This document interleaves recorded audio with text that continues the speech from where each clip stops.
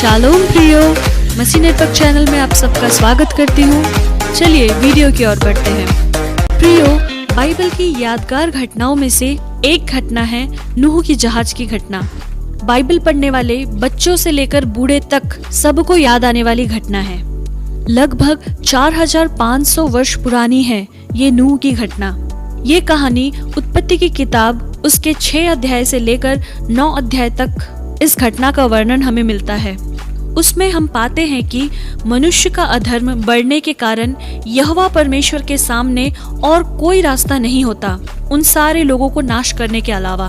उस समय सबके सब बिगड़े हुए थे। मनुष्य के पाप का परिणाम जीव जंतु और प्रकृति आदि चीजों पर भी दिखने लगा। तब यहोवा परमेश्वर ने ऐसा निर्णय लिया कि सारे प्राणियों को जल प्रलय के द्वारा नाश किया जाए। मगर उस पीढ़ी में एक धर्मी पुरुष भी था जिनका नाम नूह था। वे यहोवा का भय मानने और उनकी बताए गए मार्ग पर चलने वाले थे। इस कारण परमेश्वर का अनुग्रह की दृष्टि नूह पर बनी रही और उन टेढ़ी जाति के लोगों के साथ नूह और उनका परिवारों को परमेश्वर ने नाश करना नहीं चाहा।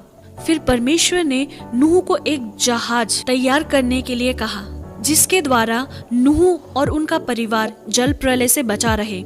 यहोवा की आज्ञा के अनुसार नूह ने एक जहाज तैयार किया। यहोवा के कहे अनुसार नूह ने जहाज में सब शुद्ध जाति के पशुओं में से 7 अर्थात नर और मादा और सब अशुद्ध में से 2 नर और मादा ले लिया। नूह और उनके परिवार कुल मिलाकर 8 लोग और शुद्ध अशुद्ध जाति के पशु उस जहाज में उपस्थित थे। जिस दिन से नूह और उनका परिवार जहाज में प्रवेश किया तब परमेश्वर ने आसमान के झरोकों को खोल दिया और 40 दिन और रात पृथ्वी पर बारिश गिरती रही। जैसे पृथ्वी पर बारिश बढ़ता गया वैसे वैसे पृथ्वी और उनमें की सारी चीजें डूबने लगी।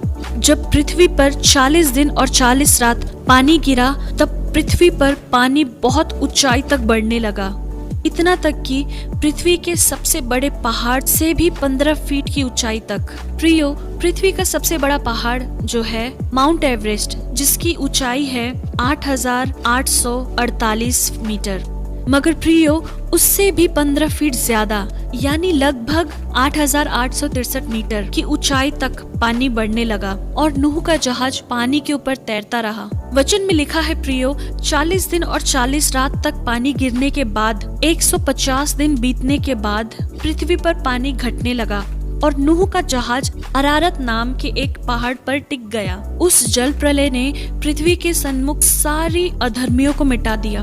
नूह और उनकी परिवार के द्वारा यहोवा परमेश्वर ने पुनः सृष्टि की शुरुआत किया और उनको आशीष दिया। प्रियो, इस घटना को भी बाइबल के अनेक घटनाओं के समान बहुत से लोगों के आलोचना का कारण बना। कई लोग ऐसे फ्लड या जल प्रलय पर विश्वास नहीं करते जो उस जमाने में हुआ था। कैसे 40 दिन और 40 रात तक नॉनस्टॉप बारिश हो सकता है बोलकर कई साइंटिस्ट और नास्तिक लोग बाइबल को झूठा साबित करने की कोशिश में लगे रहे। मगर समय समय में उन लोगों को पृथ्वी खोदने के द्वारा मिलने वाली फोसिल जैसे चीजों की समय काल को पता करने के द्वारा उन्हें ये पता चला कि ये फोसिल कुछ मिट्टी के अंदर लगभग 4500 वर्ष पुराने हैं जो जल प्रलय के कारण हुआ था। प्रियो, इसके अलावा क्रिश्चियन स्कॉलर और साइंटिस्ट रॉन वाइट, जिनका जिक्र हमारे 2 वीडियो में हो चुका है, वे भी इस खोज में निकले। जैसे परमेश्वर ने उन्हें बाइबल की कई गुप्त खजानों को खोलने का अनुग्रह बीते दिनों में प्रदान किया,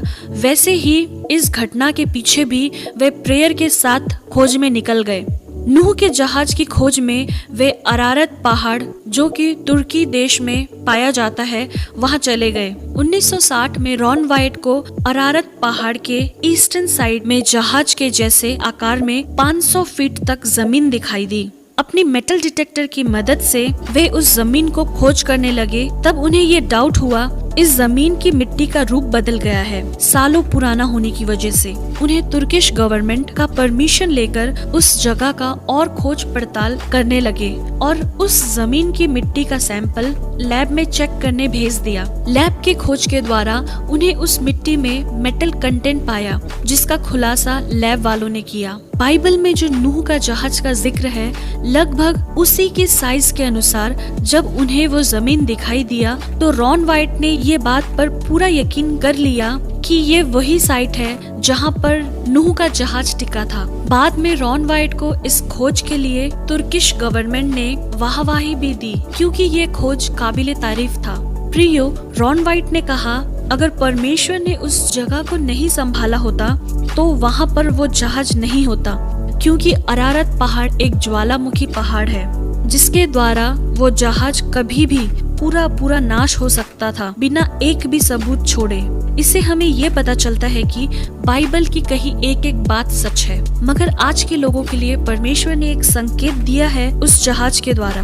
बाइबल में लिखा है मत्ती 24 का 37 से लेकर 39 में, जैसे नूह के दिन थे वैसे ही मनुष्य के पुत्र का आना भी होगा। क्योंकि जैसे जल प्रलय के पहले के दिनों में जिस दिन तक कि नूह जहाज पर ना चढ़ा, उस दिन तक लोग खाते पीते थे और उनमें ब्याह शादी होता था, और जब तक जल प्रलय आकर उन सबको बहा ना ले गया तब तक उनको कुछ भी मालूम ना पड़ा।